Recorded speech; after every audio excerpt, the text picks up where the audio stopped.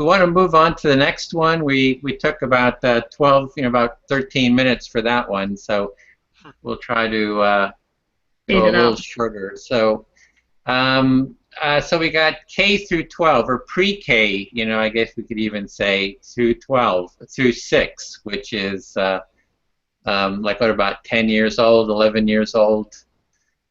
So we're going to take 5 minutes to brainstorm ideas for this grade level. Like, how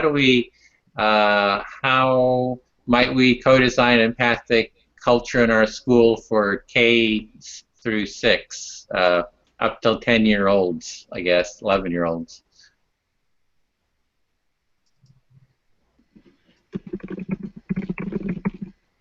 And we've got about 5 minutes for that.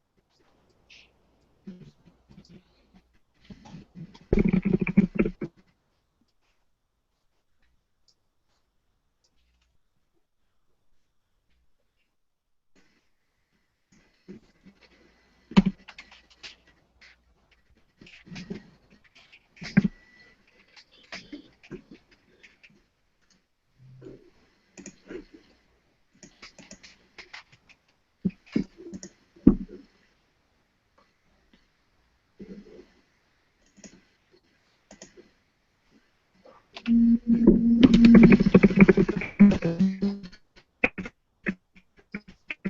so it's about time for that one.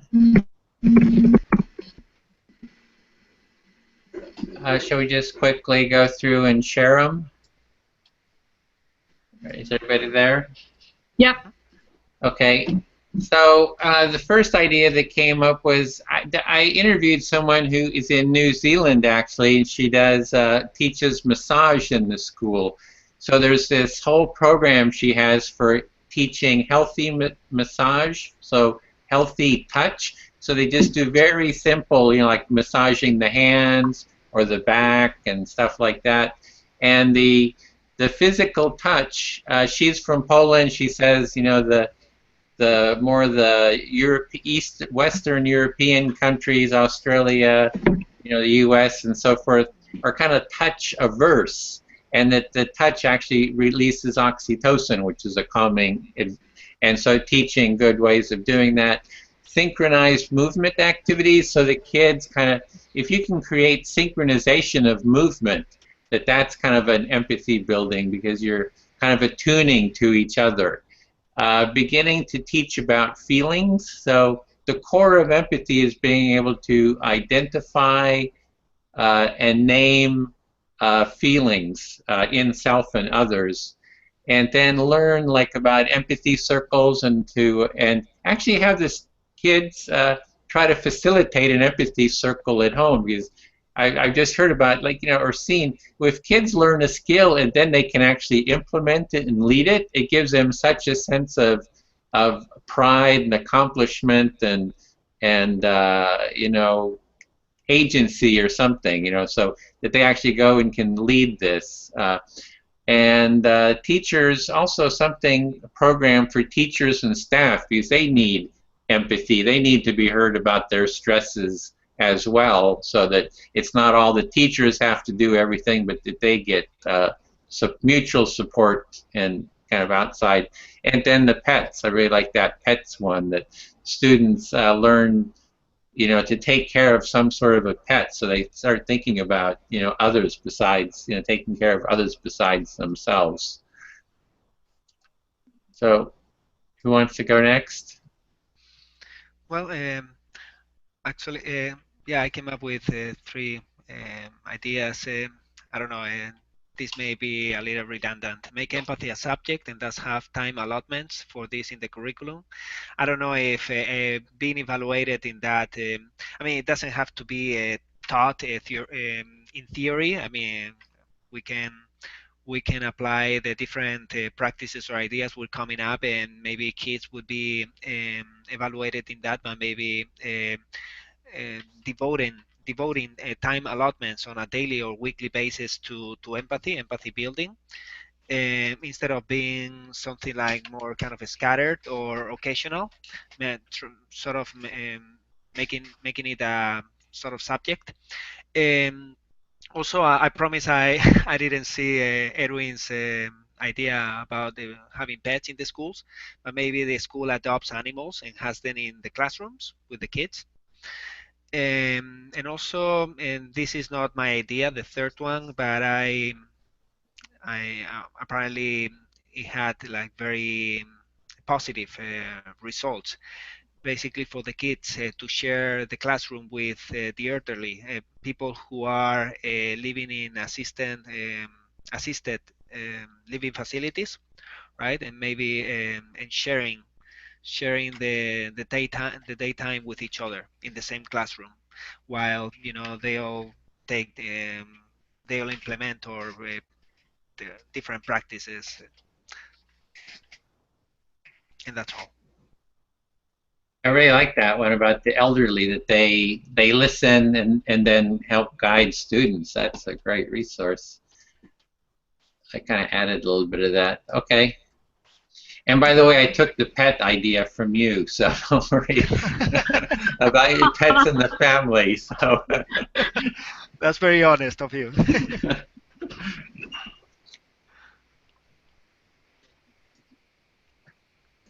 I'll jump into what I had. Yeah. So I thought about what happened to children during K to 6. And I thought, well, during those years, they learn a lot of the foundational skills that they use either in school, but also, and so you know, one of the things in terms of designing this and process-oriented way is just really think about the skills that children currently learn, but empathic. So I guess leading on from that, you know, there was sort of things like embed activities, aspects in their curriculum that involves active listening, about being mindful and being present, about learning to not judge and respect others, and really understand where someone's coming from, learning to capture different ideas that come to them in different ways, whether that's verbally, written, or in colour. Encouraging a sense of I think similar to you guys, I was thinking about different experiences. So it could be travel, it could be exposure to different communities, different professions, different age groups, and you know, it could be like immersion. You know, I think that's part of something that IDEO talks about, or it could be just exposure visits. The other thing I thought about was seeing how we can expose kids to systems-based thinking. And it doesn't have to be really complex, but for example, them understanding that food actually comes from a farm, not a supermarket shelf, because that then, you know, enables them to start thinking about how the world works and how someone else's position could be very different to their own. And, you know, reinforce these good behaviors, right? And so, you know, yes, you can have the class award for the best math student or the most creative project, but you could also award kids for their behavior, so being empathetic. So like empathy awards, so to speak. Yeah, that's it from me. Yeah, I really like the empathy awards. Instead of being evaluated, maybe empathy awards would be more, way more effective. And you know, look, we should just be awarded to be kind to each other, you know, and understanding where we come from. Yeah, and teaching kids, you know, how the world works. You know, like the examples that you used about with the food, instead of them thinking that it's coming from the shelves. You know. So yeah. Yeah, that resonated too, the empathic systems thinking, because a lot of times empathy is seen as an individualistic, like one person empathizes with the other in kind of this direct causation, instead of seeing empathy in the whole, like the whole school system of how does empathy fit within maintaining a whole school system that maximizes empathy. And that's kind of like that, you know, thinking in those systems thinking. So empathy in terms of systems thinking, and the other idea on top of that was you address that, like, yeah, already beginning to teach like the basics of human-centered design at that age, like having real simple projects. Yeah.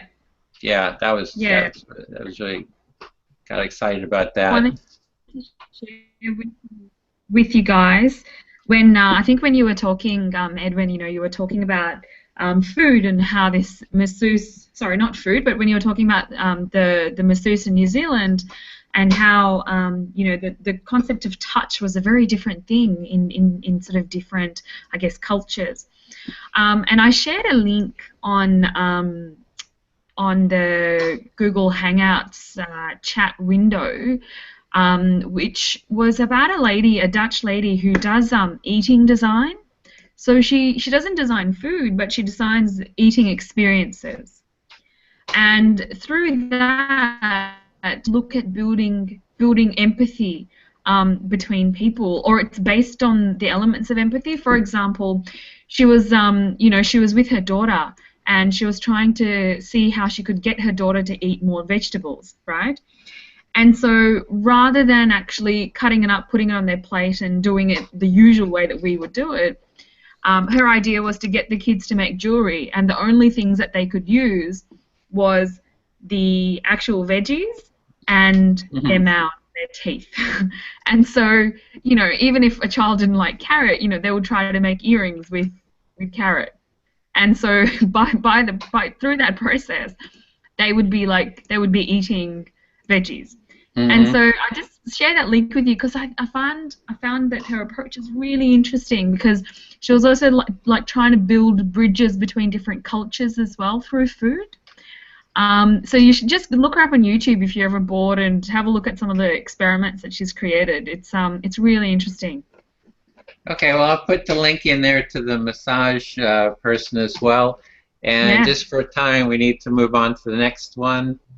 And we got 5 minutes. So this is for 7 through 16. So that's grade. So that's high school and I think that's high school and college. So university students. And we've got 5 minutes to brainstorm.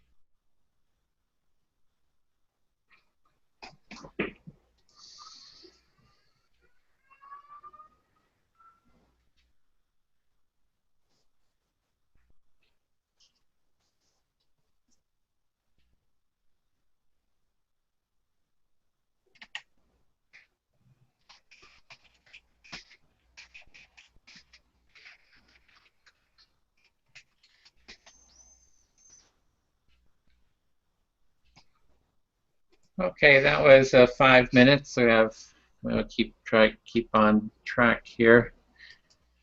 So let's see. I had advanced human-centered design, so that the students, they go through a whole series of design, learning about the design process. Learning the foundations of empathy, define, ideate, the creativity, prototyping. So by high school and college, they're doing advanced work around that.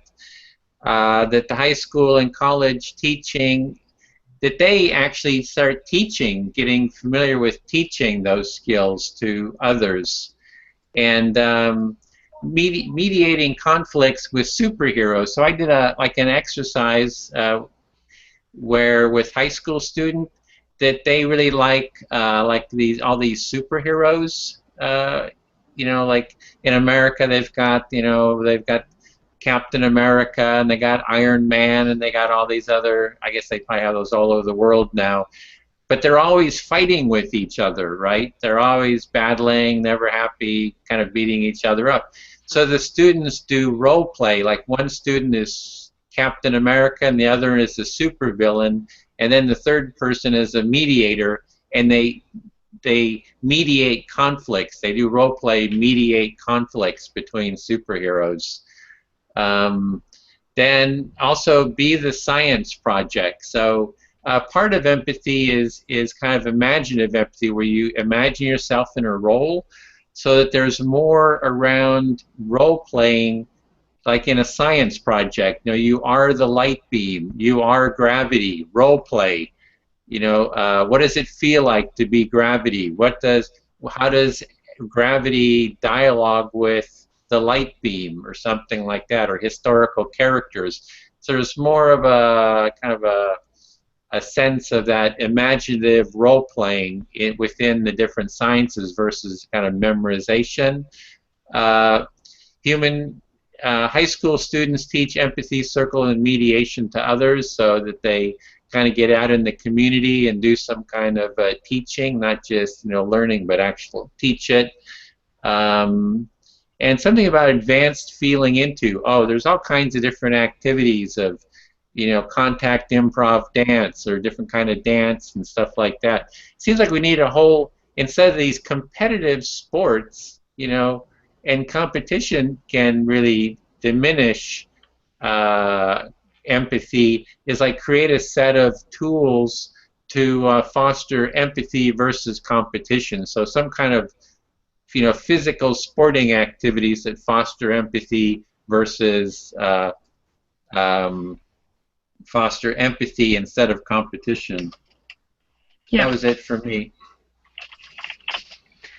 Yeah, see if I can see. Oh, let me see.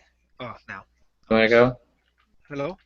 Yep, we're Yeah. here. Oh, I deleted it and I don't know how to recover it. You can do a back. If you go in the upper left here, my mouse is showing it on the screen. There's a little back button. Oh, If you hit the back button, it should bring it back. it actually is not. That's It's weird. not working. Oh, Oh, oh, oh, what a mess. oh! Okay. There's a bunch. Oh, now. uh, Oh no. oh, now. Okay. So, I think daily meditation sessions would help. Maybe at the start of the day, I mean, at the very beginning of the class. I'm actually about this one. I'm repeating myself. Maybe say that two students there's some friction. There's friction between two students, right? And maybe say that I'm a student who who feels friction with a specific student, and maybe I'm sort of like asked to leave that person's circumstances and conditions for a week or for a day to see, maybe to get to understand that person better, and get to know why they're acting the way they are, and which makes us upset, if you will, or upset us. Um, Maybe this is vulnerability circles, and I think this is very related to empathy. That maybe instead of just practicing empathy, just like vulnerability, where a number of students get together and share their vulnerability, and also what else? Empathy. Oh, empathy circles. No, empathy tests. No circles, tests. So just to give you a very quick example, actually a couple days ago I was listening to this podcast, and I'll try to be as fast as possible for time's sake. So basically, they were talking about two different scenarios, and how those who are asked about what they would do in those scenarios, how would they act. So the first scenario, say that you're maybe you're familiar with it. Maybe say that you're driving a I don't know if well, driving a train, right?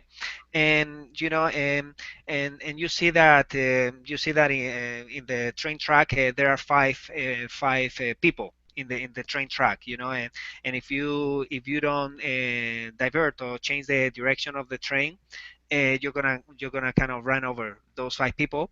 But you also have another option. You can also use the handle and change the direction of the train, and that's going to get you onto a different train track where there's just one person, right? So basically you have to decide whether you would either run over five people if you don't do anything, or run over one by changing the direction of the train. So what would you do, right? And the second scenario, so basically 95% of the people said that they would change the direction of the train, right?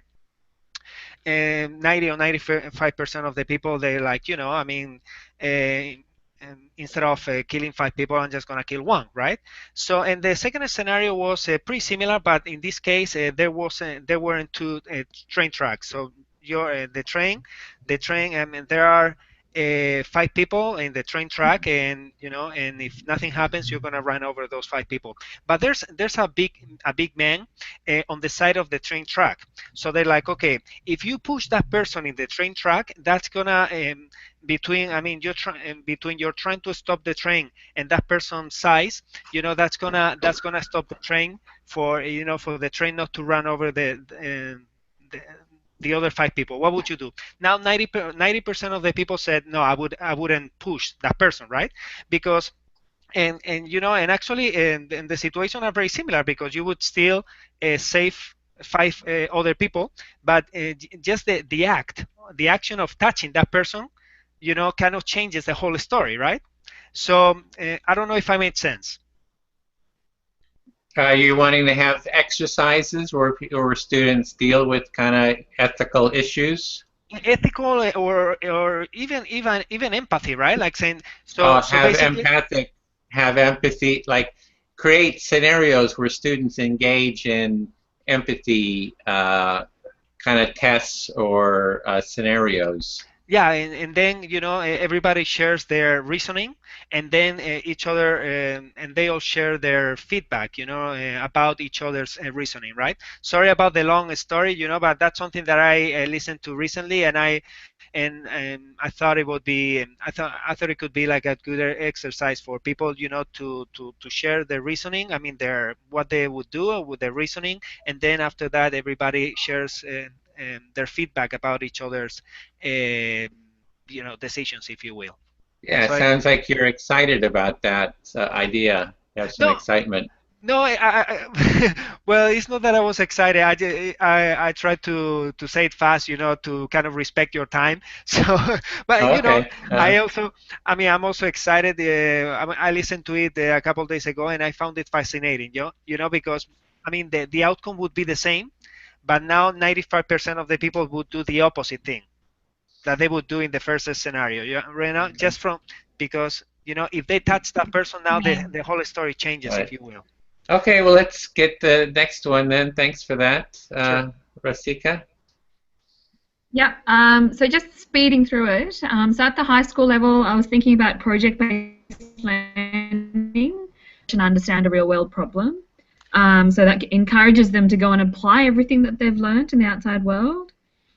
They imagine if they had to work with actual clients or stakeholders. to deliver an outcome for a project.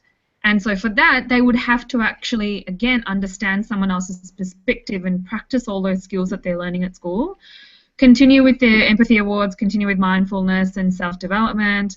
Encourage them to undertake some kind of community service or volunteering and have that embedded into the curriculum.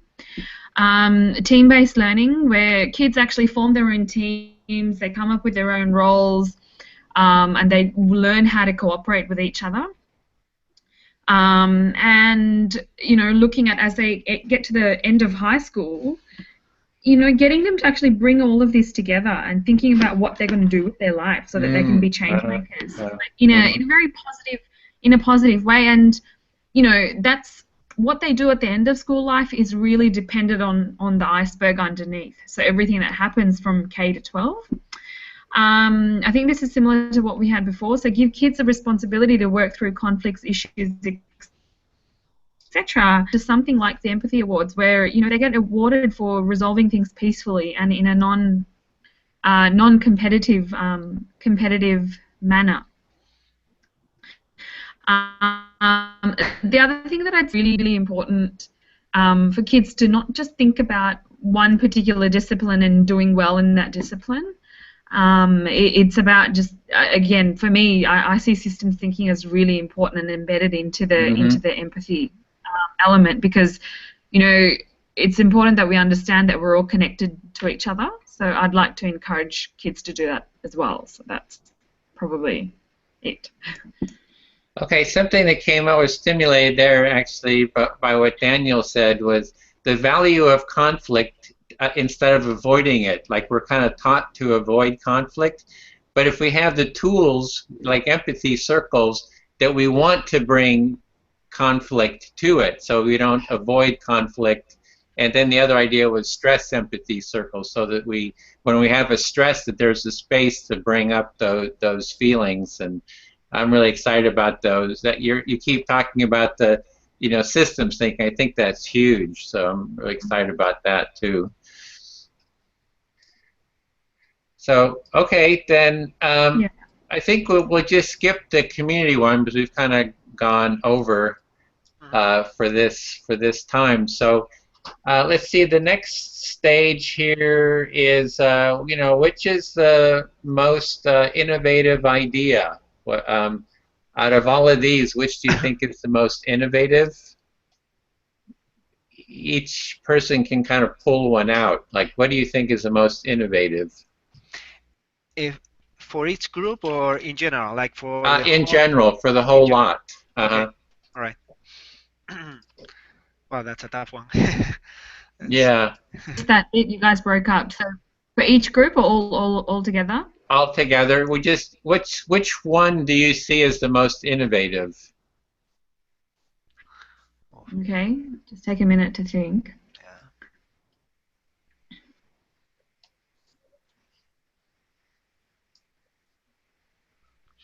Okay.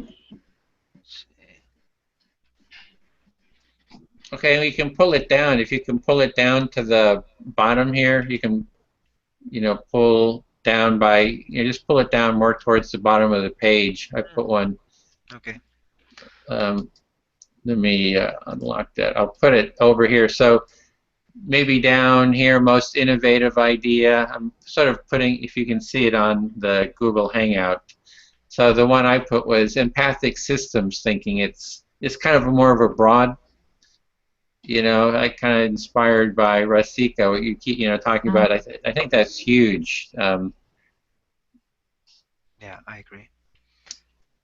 And then then I put down the basics of human-centered design. Okay. Let's see.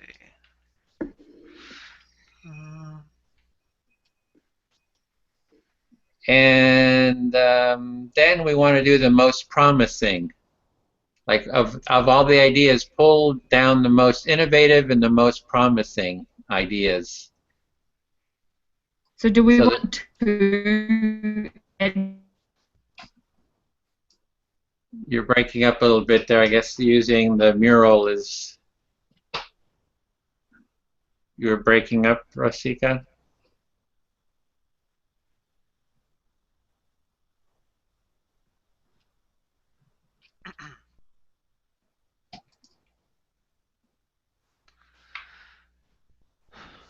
So you want to grab the most promising idea and the most innovative, and pull it down, towards the bottom of the page, around this area here. I'm showing it on the screen. I don't know if you're able to see that.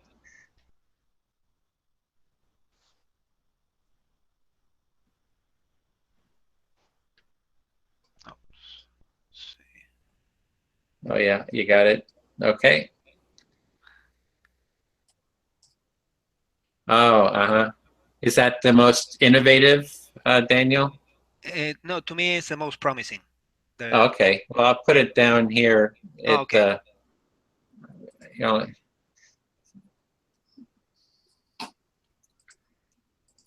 and do you have one that's innovative? Yeah, I was gonna drag it now. This one. Rosika, you broke up before. You able to hear us? No, let's see if I may. Okay, so down there. Oh, let me see. Let me look at where I'm at. Just out here. Do you hear us, Rosika? Uh-oh. I'm not seeing her moving her cursor. No, yeah. Or not hearing her. Yeah, she'll come back any minute. Oh yeah, she's dropping out. Probably had to Yeah, most likely. Let's see. Okay.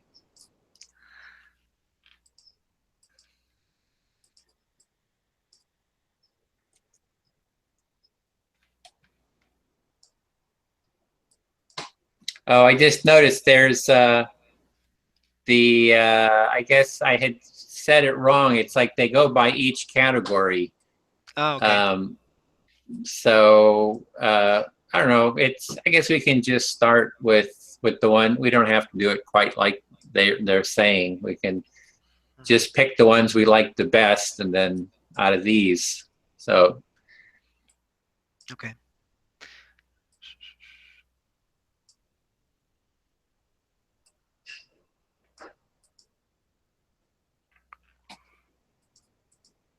Oh, hope she comes back. Joined. Oh, great. Are you back?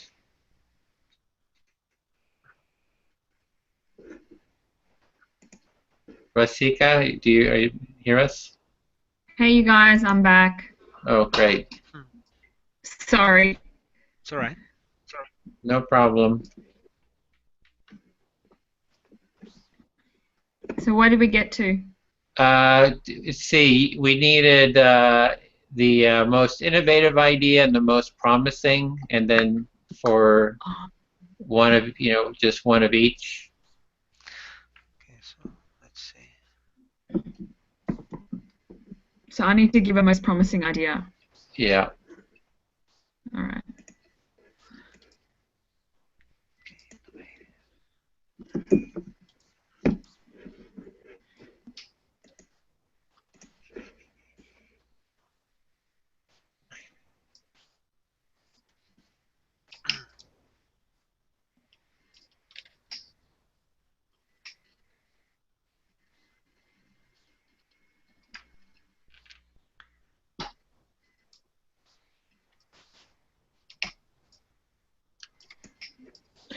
I'm going to put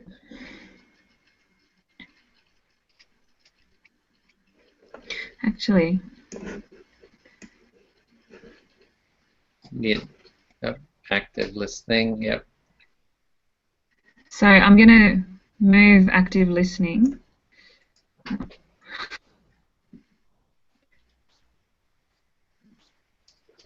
I thought about promising in terms of what is going to be the easiest and to get up and running. So in a way, what's going to be easiest to ship, to use Daniel's words. And I thought if we just focused on one thing and teaching itself, from my point of view. So Yeah. I like that idea. That was mine too. The most promising was the stress empathy circle, which is active listening. So it's really the same thing, but okay. it's about the theme. The theme I find is, active listening. You can talk about everything, but if you talk about a stress, anxiety, or fear you're dealing with, that can really help transform those, and it's like a good practice. But active listening can be used for or I personally find that too, that empathy circles are one of the most powerful tools. Yeah, great. Okay, so we've got those ideas. Actually, it turned out we're supposed to choose ideas from each section, but I think we can just kind of select which ones we want to work on out of this pool here. So, so what we want to do is, which idea would we like to work on? Maybe we could make a pitch for the one we like the best, and then we can take a vote. There's a voting program. If we don't come up with a consensus for what we want to create, then we can vote on it. Okay. Okay, just taking a minute to think.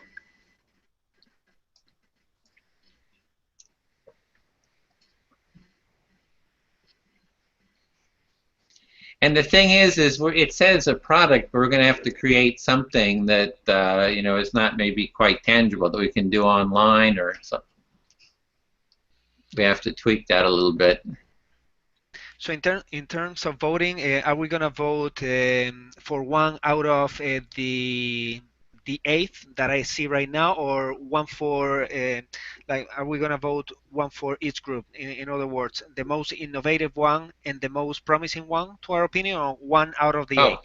I think we could just do one out of the 8. Which one you most like? In fact, do you want to vote, or well, first we can start with which one do you like the best? Like, I like the stress empathy circle, which is really just a version of active listening. So it's kind of, for me, it's merging the two, active listening and empathy circles. I think I like empathic systems thinking. Okay. Yep. So those are the two we've got so far. Do you have one, Daniel? Yeah, I'm gonna agree with Rasika in this case. I mean, I was thinking of either empathic system thinking or the expose kids to systems based thinking, which is pretty much the same. I mean, it's one example of empathic systems thinking. So yeah, I'm gonna vote for empathic systems thinking too. Okay, so that's 2. What's the yeah, I can go with that. So what we do is we want to create. We want to be empathetic to you. Why do you think empathy circles should be should be the one? Yeah, well, I can make the case. Well, actually, I really like the empathic systems thinking, because I think in terms of that. That I think a lot of times empathy is seen as like in a therapeutic sense. There's a therapist listens to the client. This is it. This is the connection here. That's like an individualistic mindset of thinking about empathy, and empathic systems thinking is thinking of all of the relationships, like the whole system is how I think of it. And so an empathy circle is like a system. It's seeing the whole. We do like mutual circles where you're aware of this whole of the circle. So I think it's like it overlaps. Anyway, there's like there's the systems thinking of empathy. I think is what an empathy circle for me is. So there is like an overlap. And that's like a broader term, so it does fit for what I'm really excited about. Yeah, I'm gonna second that. My perception of stress empathy circles, which I loved, I mean, it's an activity. It's an activity, and I mean, empathy is an abstract concept, and of course, the activities related to it are going to be more abstract focus, if you will. But for some reason, I think that empathic systems thinking goes a step further in terms of, I mean, there's like an additional activity, if you will, where individuals are exposed to systems-based thinking, right? Under a specific system context or a scenario, if you will. Okay. Cool. Then it sounds like that one works for me, and that's when we're going to create some kind of a product in the next hour or so. Yeah. So with that, and then what we'll do is we'll have to. The idea is actually see how we've. Let me just show you. We have these different columns, and so there's product, service, environment, and then in the field. And we're actually supposed to have one topic for each of these, but like the way we were supposed to have done it was from each of these columns that we would come up with one project we're going to work on, one product, one service, and one environment. But we could, just for ease, just say we want a product that's around systems thinking, a service around empathic systems thinking, and an environment. Would that work? Yeah. So we're just doing 3 kind of versions of this same project. I don't know, how does that work for everybody? That sounds great. Yeah, works. Oh, great. Sounds like it works for everybody. Okay. So with that being said, it looks like we've got our theme for the 3 projects, for 3 meetings, and then we want to move onto the next page, which is here. I'll put the link in. This is page 3 of our mural. Can I say thank you again, Edwin? You have done so much work in getting this off the ground. It's amazing. Yeah. Yeah, sure.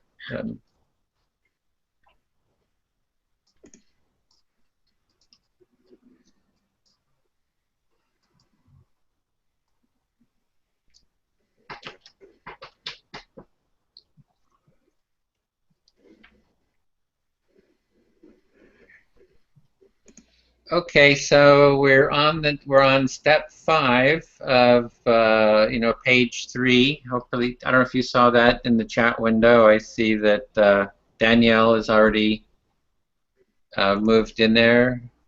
I'm just getting in there now. Okay.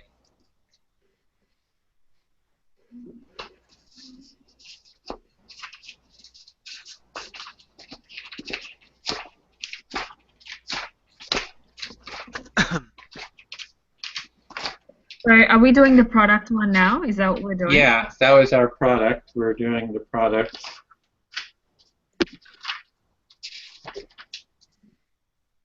Okay, so this gets a little more rough here. Let's see. So yeah, it's like we're step 5 is like we have a empathic systems thinking product we want to create. So now that you've got something to work with, let's start building your idea. Remember, when moving from an idea on paper to a physical prototype, it should be rough and scrappy. So this has columns for our different names where we can actually work together on within this space up here, creating some kind of a product. And our idea is an empathic system thinking product. Now, what does that look? We have 45 minutes according to their time. So, what is it that we want to create? Just to make sure that I'm on the same. I'm sorry. Go ahead. No, please go on. Yeah, thank you. No, just to make sure that I'm on the same page. For instance, I was using just to make sure that I understood what empathic systems thinking is, I was using Rasika's example, like learning where the food comes from. Would that be related to empathic systems thinking? I just want to make sure that I understood the concept enough to come up with a kind of like a product in this case.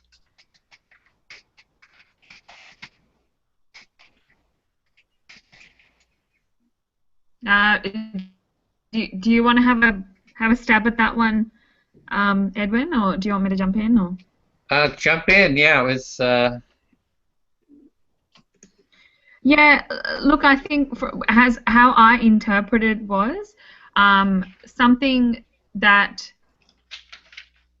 encourages thinking and understanding about a particular scenario or a problem. So it could be, for example, like if we go back to learning where food comes from, and I'm jumping into ideas here, so excuse me if we're not up to that yet, but how about we create a product that's actually, it could be like a teacher's toolkit, right? That enables kids to think about where food comes from. And so we could have a range of activities. The first one could be visit it could be visit your local supermarket and speak to the manager about where their milk supply comes from, right? And then we could get kids to design interview questions, for example, that they ask, and they bring that back. And then they go, right, so that's really interesting, it comes from a local supplier. So then you get them to sort of go deeper and deeper into where, say, milk as a product comes from. And so after they visited the supermarket, they could go and visit a farm, understand what happens there, understand what sort of challenges a farmer goes through, a dairy farmer goes through, for example. Like, so basically, sorry, I went into too much detail there, but for me, I was thinking. No, I appreciate it very much.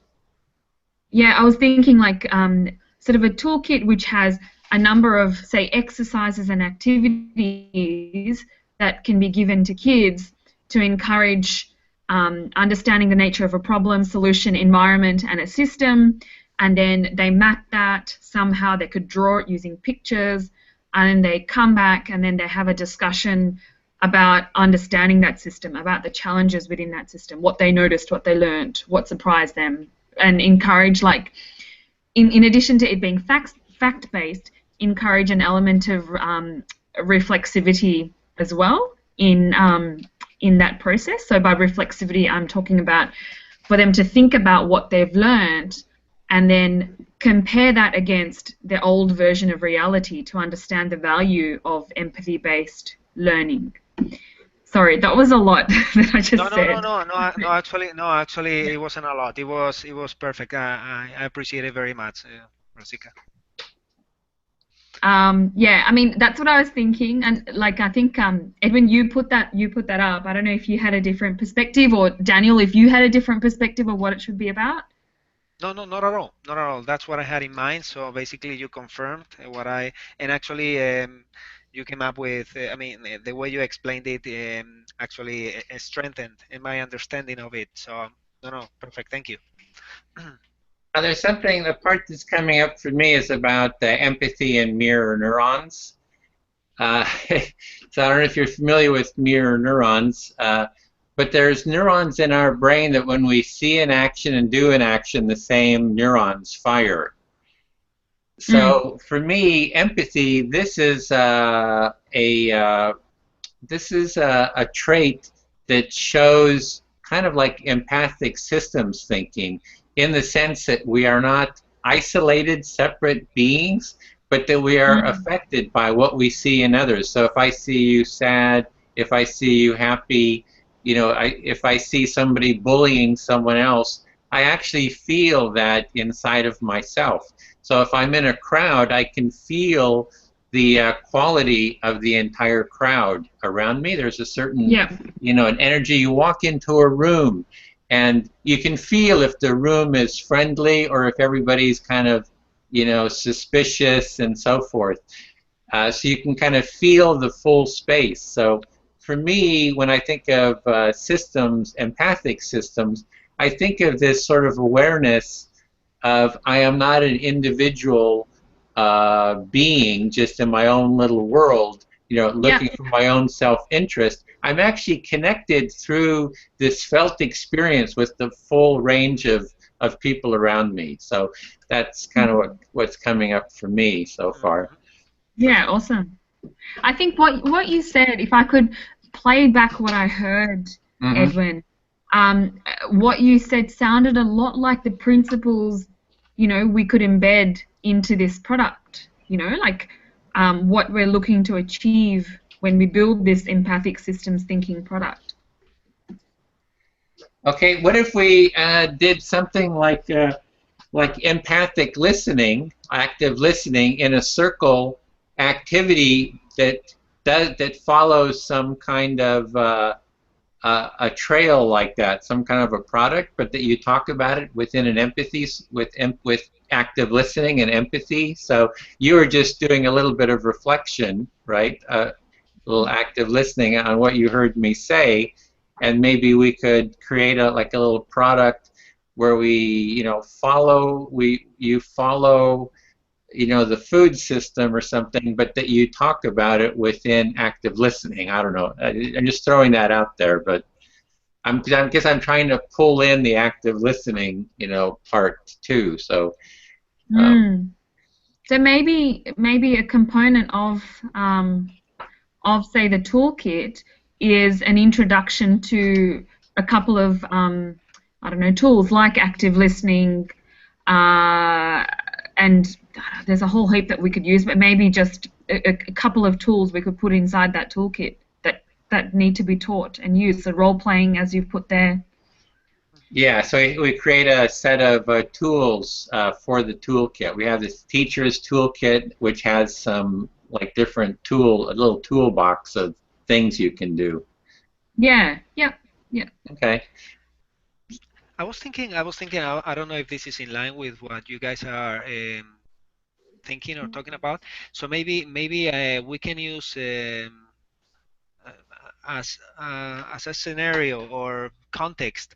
Maybe we can use like a system the three of us are frustrated about, and I don't know, and maybe to get to understand why that system works the way it does. And the goal, the objective wouldn't be to just accept it as it is, right? I mean, that it doesn't mean that, now that we understand why it works this way, we're just going to accept it and just like, no, I mean, I don't mean that, but maybe in order to change the approach or, the feeling that you have towards that, or maybe to come up with the right action in order to change that system we're frustrated about. Okay, so what I'm hearing there is that there's some system, you take the system that you actually are feeling some frustration about, and then that's what you kind of work through this process of the kit, guides you through that, working through that frustration. Yeah, because I mean, this is about empathy. I was thinking that maybe coming up with a system the three of us feel are sort of frustrated about, and maybe do that exercise under that context or system. I don't know. It was just an idea that came to mind. I reckon. Sorry, go on. So what system are you frustrated about? I actually haven't thought about that, so I'm gonna have to think about it. But I'm sure that I'll come up with something very quickly. Okay, well, While you're thinking of something, what were you gonna say, Rosika? Oh no, I was just gonna say. So I think it sounds like what Daniel was saying was, let's pick a system as a subject for this prototype. So we do a teacher toolkit for a system that frustrates us. So it could be learning where food comes from, but it could be something else as well. It could be like, why is the public transport system in Melbourne so annoying right now? That's just an idea. I don't have any latent frustrations, I promise. I came up with public transportation. Oh, did you? I think it's frustrating all over the place. Yeah. So I'm just trying to think of other ones. Okay. Let's see. We've got 2 public transportation frustrations. Let's see, what are frustrations? Boy, I'm just thinking if we had a sample one, we could then just work through it. I have some ideas of how we could work through it if we can. As a sample, I'm good with. May as well go with public transportation unless there's something more exciting. Nah, I reckon let's go with that. I'm just thinking we've only got like 40 minutes, so Yeah. Okay. Yeah. we should probably. Yeah. It would be like a good pilot system. Okay.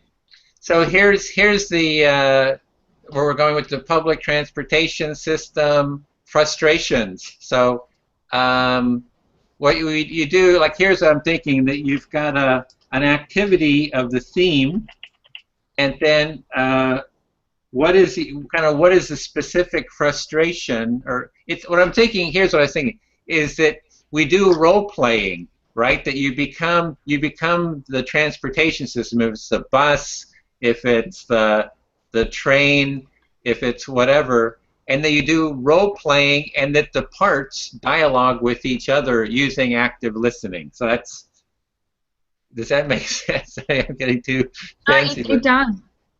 It does. I'm wondering where, I know that we're not going through a whole design process here, but I'm wondering where we need to go. Right within the system, you've got you've got the actual train or bus as an actor, and then you have other actors as well, right? Like you've got the people who are traveling, so the passengers. You've got the people who run the thing. You've got, I don't know, in Melbourne you have the Weather Bureau, which has a bit of impact on what happens. Like, I'm wondering where we map all the systems actors. Whether they're people or not, it doesn't really. Well, I think we need to encompass both people and others. Yeah, I mean they're interrelated. Yeah, definitely. I mean I think this is like a sort of chain reaction, right? So yeah, getting the different actors involved, I think would help us a lot to design the right product or system or service. Okay, so step 1 is like list the system actors. It's kind of like if we have our toolkit. Okay, well, it's like, what are you frustrated about? Is kind of like a step 1 actually. I'm trying to design the toolkit, right? The steps, or just trying to get this here. Or if you're seeing this on the page. Yeah. And anybody else can go ahead and write in here too. So what system are you frustrated with is kind of like the first one. Step 2 is list the system actors. Oh, no, don't lose that. Oh no, I think I lost, shoot. I was trying. It didn't. Oh, it didn't save. Wait a minute. Oh, sorry, shoot. Didn't. Somehow, yeah, it doesn't. It should have. Okay, so number 1 was what system are you frustrated about? Okay, and then we have step 2 was who are the actors?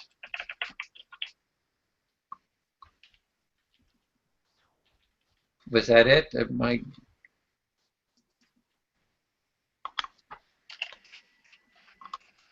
and then there was a question of then from the actors, who are we actually designing for? Like,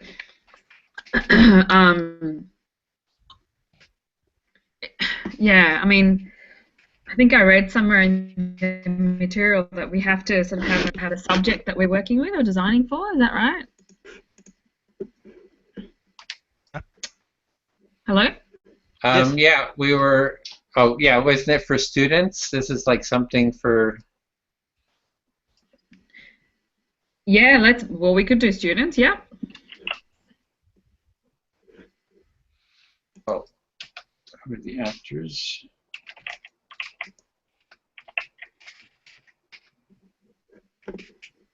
Actually, it works fine with the students because they're the most likely ones to use public transportation. So. Mm.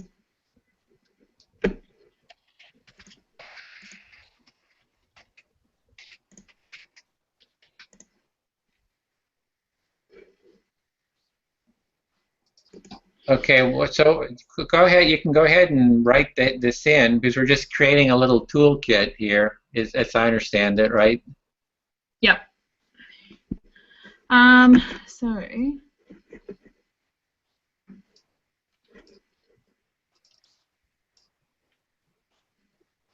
So follow mirror neurons role playing.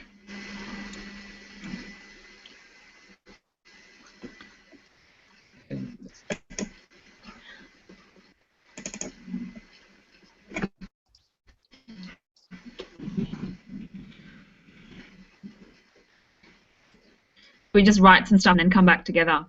Okay. So we'll continue to talk about it, Edwin. Is that what we'll do? Yeah, we're just sort of creating an outline of a process for a little toolkit for how a teacher, I guess, could lead a class through doing a systems thinking exercise. Well.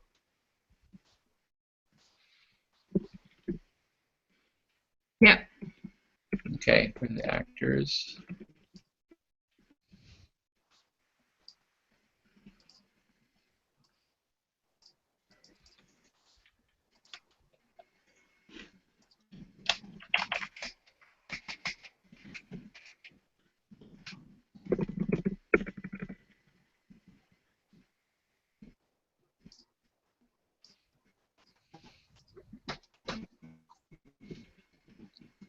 Okay, so here's just some idea. I see the journey map.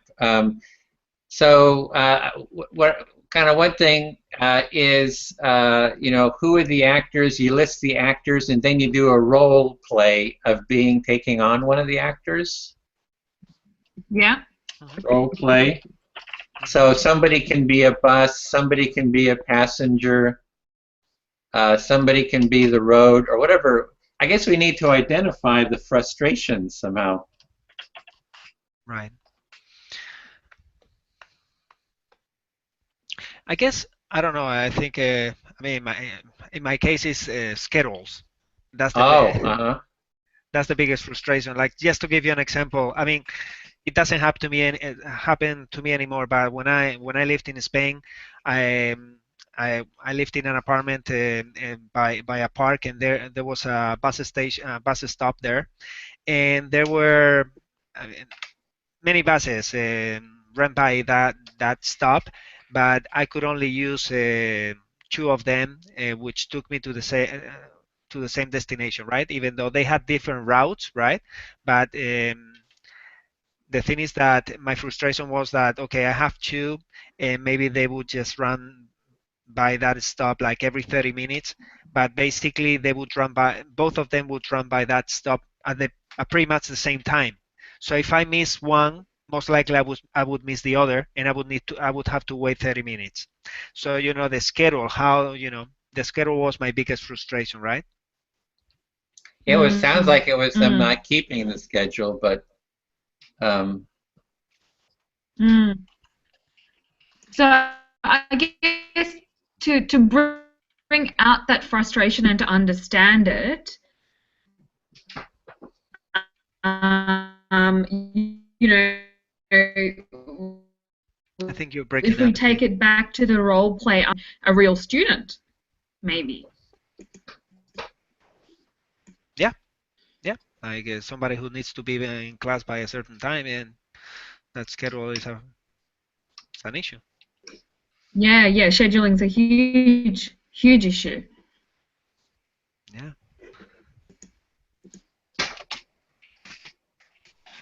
I mean, I guess we could get different people within a team and get them to play the role of a bus, a train, a passenger, a student. Mm-hmm. If we want. Yeah, schedule. Yep. I want to be the schedule. Or the scheduler, the person who makes the schedules. I No, don't know. it's the schedule itself. Yeah, it is. It is. Yeah, I always wonder why, both buses would run by that stop pretty much at the same time instead of Okay, being. so we could actually do a quick role play here. You want to be the student who's kind of frustrated. I'll be the schedule. Okay. And Rasika, which role would you like of? I can do anything. I can be the weather reporter if you want. I can be the weatherman. Okay, so this is really great because I get to bring in the role playing and the empathy circle. So the way the empathy circle is I will be the schedule, and Danielle is the student, and then Arasika, you're the weather reporter. And we dialogue with each other role playing, but we do it with empathic listening. So, which is reflection. I'll give you a quick introduction of how that works. Is Danielle, you can talk to me as the schedule and just tell me whatever your frustrations are, and I will reflect back what you are saying to me until you feel heard to your satisfaction. So I'll kind of model the reflective listening. Does that work? Yeah, and I guess you will after that you will also give me an explanation as to why you as a schedule are the way you are, and I would have to reflect on what you tell me too, right? Yeah, you have to reflect back. But I can, as a schedule, I can speak to you, or I can speak to the weatherman. Oh, sure, So sure. everybody can speak to whoever they want, but they can and that role will reflect back doing active listening. Okay. Okay, so go ahead. Does that work, Rasika? Yeah. Okay. Well, let's just give it a trial. We'll just see how it goes. Okay. So go ahead, student Danielle. You can start off by speaking to me. Tell me what your problem is. Hi, schedule. How are you today? And I will only reflect. So you're wondering how I am today, is what I'm hearing.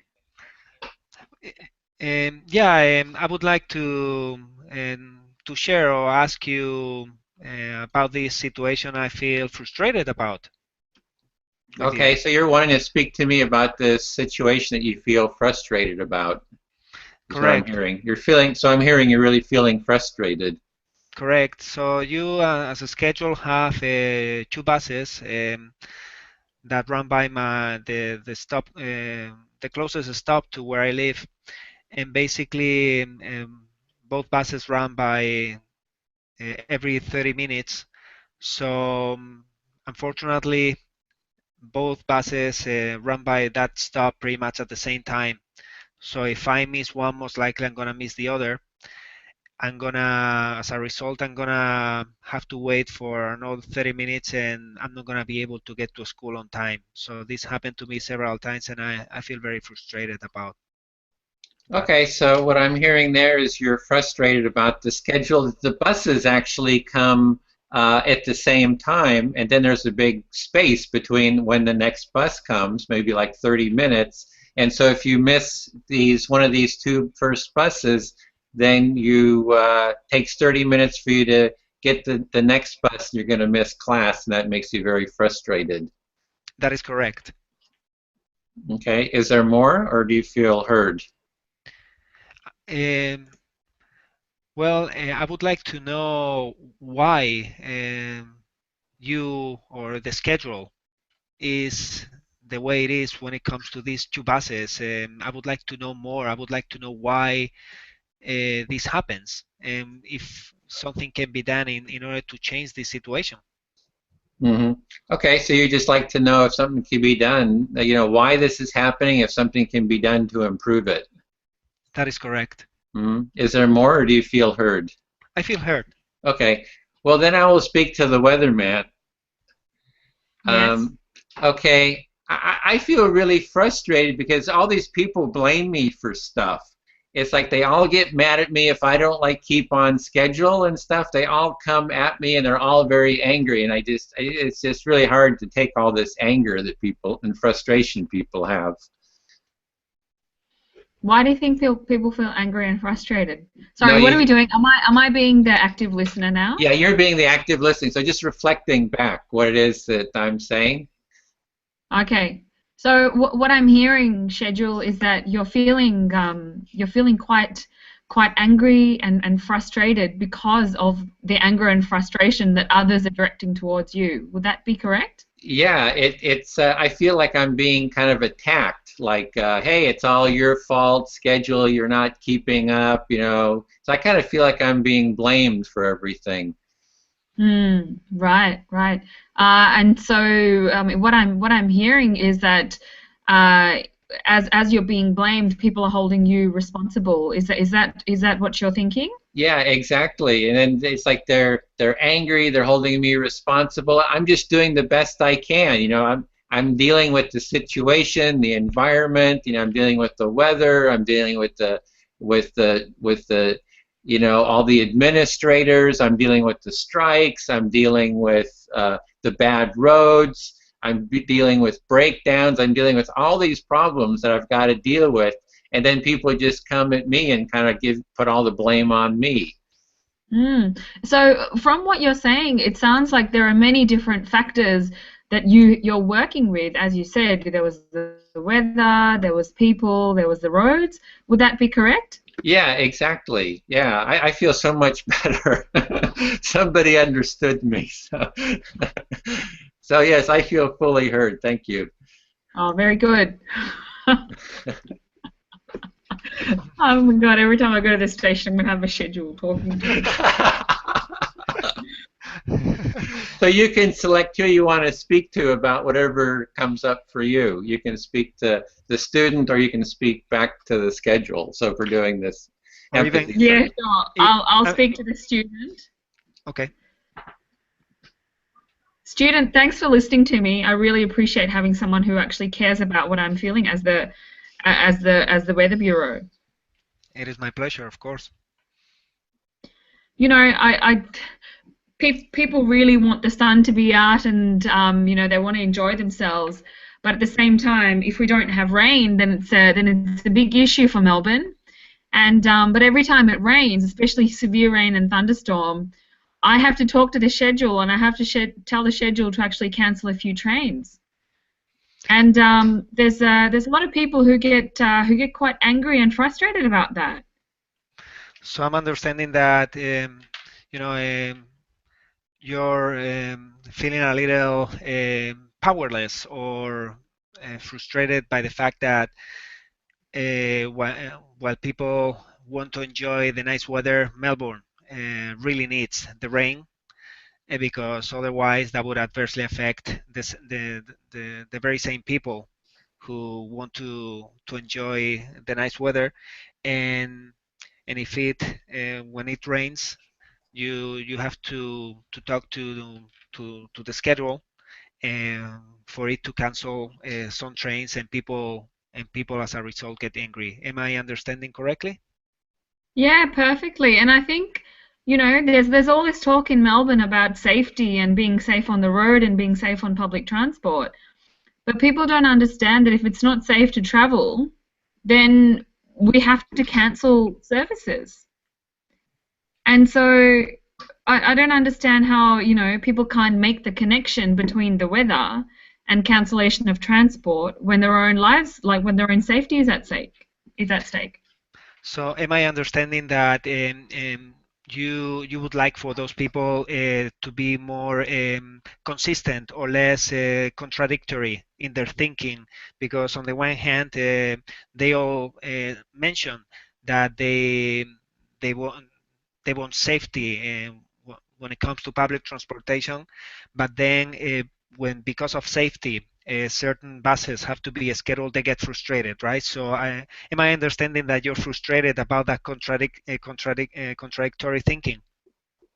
Yeah, look, I'm frustrated about that, definitely, and I think you got the lack of understanding very, you captured that very succinctly. I also think that there are some tangible things that we can do to fix the scenario.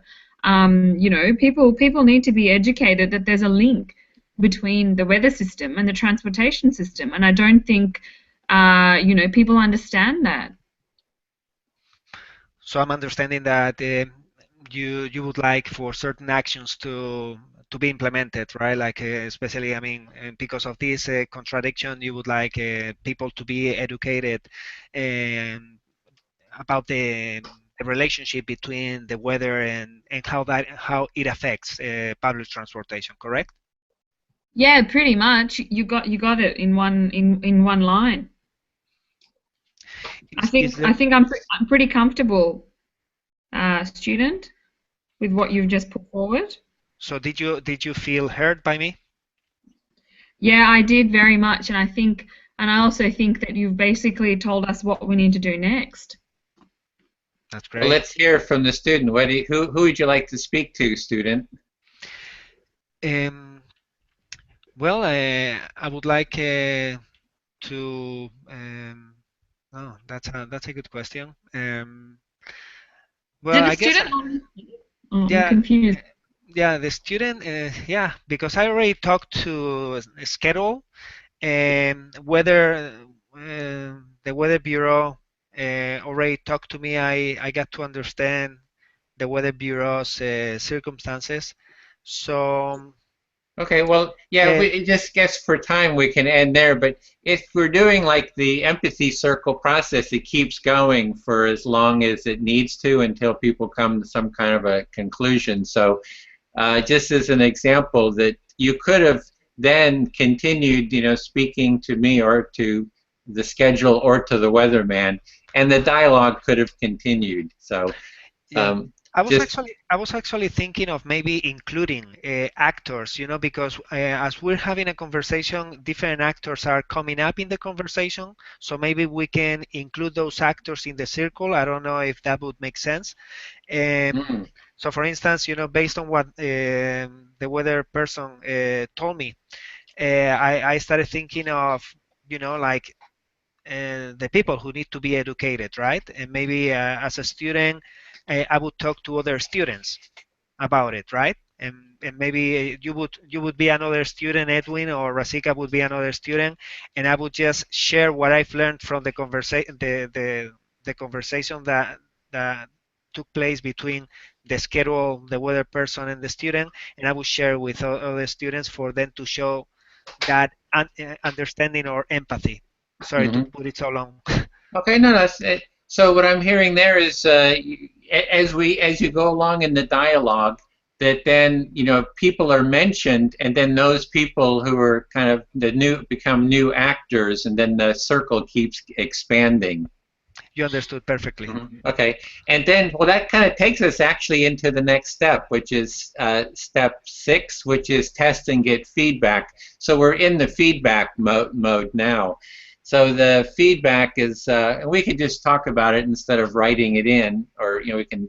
So Mhm. it's like just for time, it's like what worked, what was exciting, what did people value the most, and what resonated with them about the idea. So should we kind of just go into that and have a little discussion about that? Like, what was exciting? What worked? Mm. I think what was exciting was, I mean, trying out the what is it called? The empathy circles. Um, that was an interesting experience for me. I'd never done that before in terms of role playing and putting on um, the empathy circles. Yeah, and also in addition, yeah, in line with that, adding those elements, like for instance, am I understanding or am I hearing? Just from by saying that or saying that kind of forces you to basically walk the talk, right? You're saying, am I understanding? And when the other person is talking to you, and you're gonna use that element or that tool, that kind of forces you to truly try to understand and listen to that person. So adding that element or tool to the conversation or to the toolkit is what I found the most exciting or helpful or constructive. Yeah, yeah. I think the other thing that came up for me was the fact that, I mean, obviously this was a simulated scenario, right? But even within this scenario, we each had a story that we were bringing to it, you know, and Right. we had a journey that we were bringing to it. So for the student, it was about the frustrating thing about having schedules that were like with buses too close to each other. For the weather person, it was like, well, I'm trying to help you guys and do a service, but no one understands. You know, and so I think, and then for the schedule's like, well, I'm the schedule, you know. I don't understand why everyone's getting frustrated with me. So I think there was all these different stories that came out, and I think in this we were putting on a voice, but in reality, what would be interesting is to see the stories that people actually bring without knowing too much about the supposed problem we're trying to resolve. So there was a potential for the discovery of unsaid or unthought things, maybe. Right. Sorry, that was a very long. No. It made total sense. Long comment. I'm writing them down here as we speak. We're trying to. Yeah. How about you, Edwin? As you've written it down, I mean, I can scribe what your thoughts are. Oh yeah, it was. I already wrote it down here. It was the fun of a real issue. So what I really liked that it was like a real frustration that Daniel that you're dealing with, right? It's that it's relevant to your life.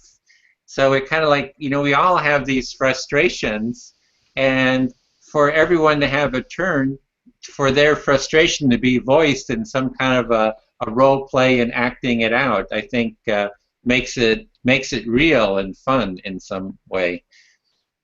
Right. Yeah. And I like what you're saying about the discovery. Do you mean, Rosika, like the discovery of the unsaid? Like there's stuff underneath. It's like that iceberg, I think you were mentioning, or that, you know, we're going into the under the iceberg, under the surface. We're kind of moving into that realm of the what's usually not talked about or brought to the surface. Yeah, definitely. And I think when we're going into a situation, you know, we often go in with a story about what we think someone's bringing. And if we could get this diverse array of opinions, thoughts, and feelings, which, and this is the beauty of design, right? Like, you know, you could be so broad and so open that you get so many different perspectives and issues and needs coming in. And then unexpected to our assumptions, or it could add to new information and knowledge. So yeah, people have like I was just saying that. Are you saying that like people have a story? Are you saying that people have a story, which would be kind of like what's on the surface, and then you're getting all the underlying, underneath the surface kind of points of view on that story? I'm saying that, and I'm also saying that in a real world scenario, having such diverse roles examined within a system brings many different perspectives, you know? So there's definitely what is beneath the iceberg, and then there's also having that diverse range of perspectives that brings many different stories into our I suppose process for consideration. Right. Okay, it brings diverse range of perspectives into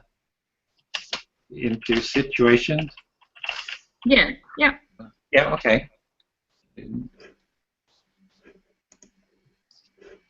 Verse. Yeah, so you get a richer feel. That there's some. I saw there's a comment in one of the IDEO articles. They talked about field-dependent thinking. So, and that's like the field of possibilities is expanded, and when you have a larger field of possibilities, you can be more creative. So. That's right. Yeah. Right. Yeah. Right. Okay, what didn't work? Mm, I think from a role play perspective, perhaps what I found a bit challenging was that I couldn't embody all of those roles sufficiently because I hadn't had the lived experience. So, I mean, I haven't been part of the Weather Bureau, and I certainly haven't worked in the public transportation system to be able to, say, take the role of a schedule. I've been a student, and so, I mean, a lot of the things that I was saying or what I was hearing, I felt were based on um, our own assumptions about what a particular actor could be going through. And I Well, found that quite challenging because I was questioning what I was saying. well, it may have been challenging to you, but it didn't come across like that. I actually bought into what you told me. So, I mean, I That's guess because I can act really well. No kidding. that's good. That's good. That's good. So no, I mean, I'm trying to think of something that didn't work. I guess my role was the easiest because I've lived through it. So it's very easy to kind of like manifest or to basically put into words something that you've already gone through and you know the details and all that. Whereas you both have never been like a schedule or a weatherman or a weather person, right?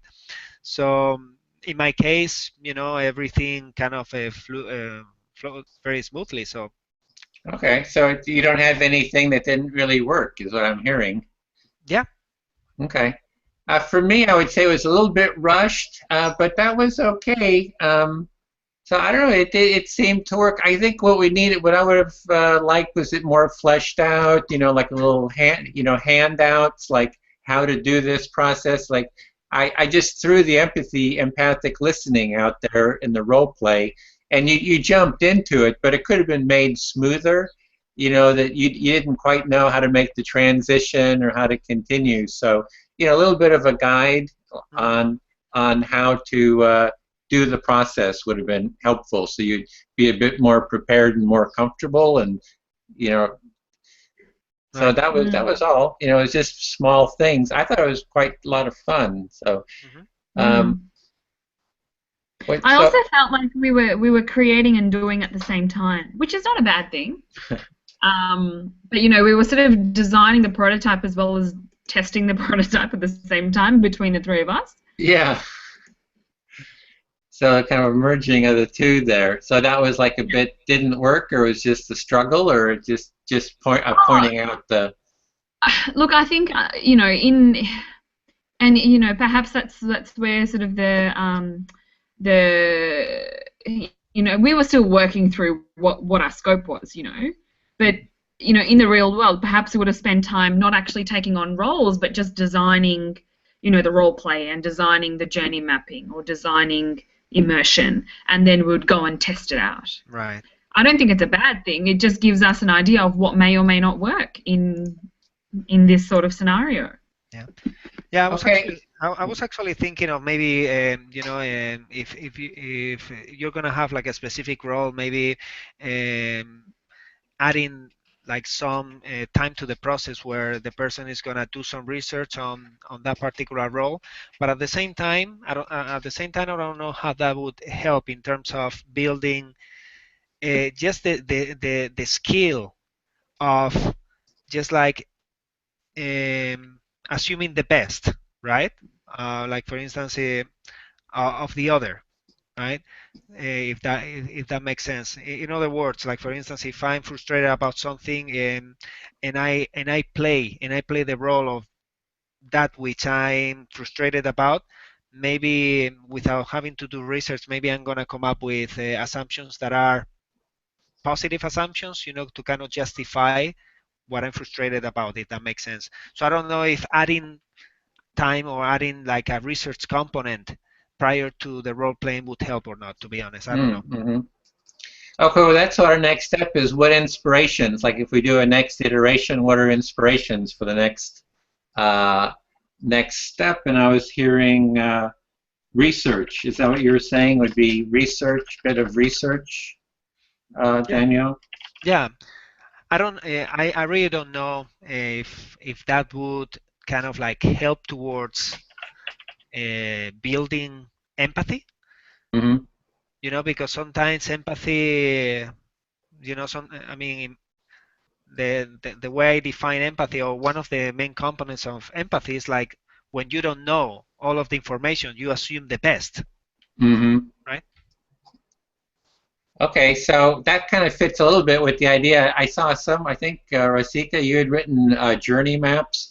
Is actually we could do role plays along a journey map uh, too. It's like in one point in time you do a role play, and then you have a journey map. You create a journey map of the frustration, and then you pick another point within the journey map.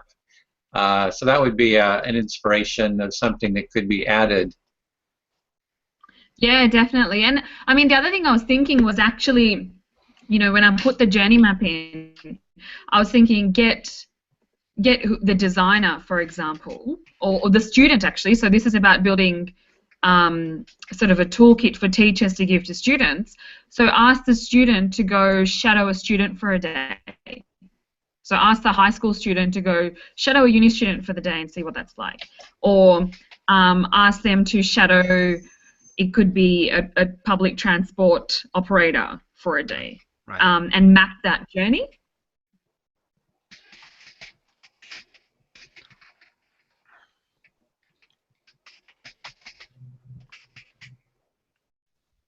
Hello? Yeah, I'm here. I'm just writing this down. So, Okay.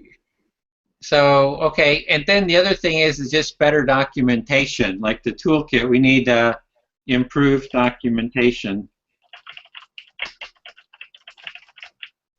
More of if we're creating a toolkit, like handouts, instructions, and so forth, was what would be kind of inspiration for the next step.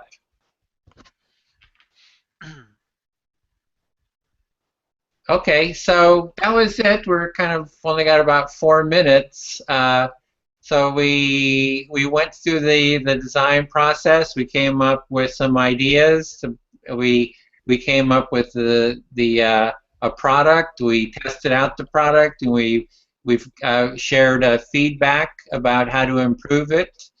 And we didn't do another iteration of it, but we've got some ideas. And so for the next class, somebody else can lead does anybody want to lead the next one?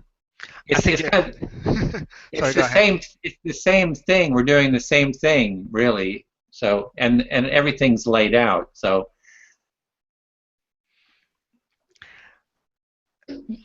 Yeah, I mean, I would be happy to lead if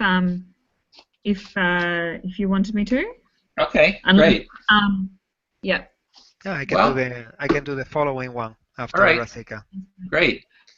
So So Ed, I just wanted to check with you. So in terms of what did we just do? We did the product. So is this what we need to submit? yeah, this is actually, you could just probably submit this page or something, I have a Do we link do to it the video. individually or do we do it? What? Pardon? Sorry, I didn't hear that. No, sorry. I was just going to say, do we do that individually or do we do it as a group or what do we do? I don't really care about the certification. I think I already got a certification from another class, so I'm not quite sure. You'd have to kind of research that. I think we do it as a group, but I'm not Yeah, quite sure. yeah, we do it as a group. I mean, I I remember, I mean, from the design thinking class, the project was submitted by just one person as a group. I don't know if it works the same way in this case. I will look into that.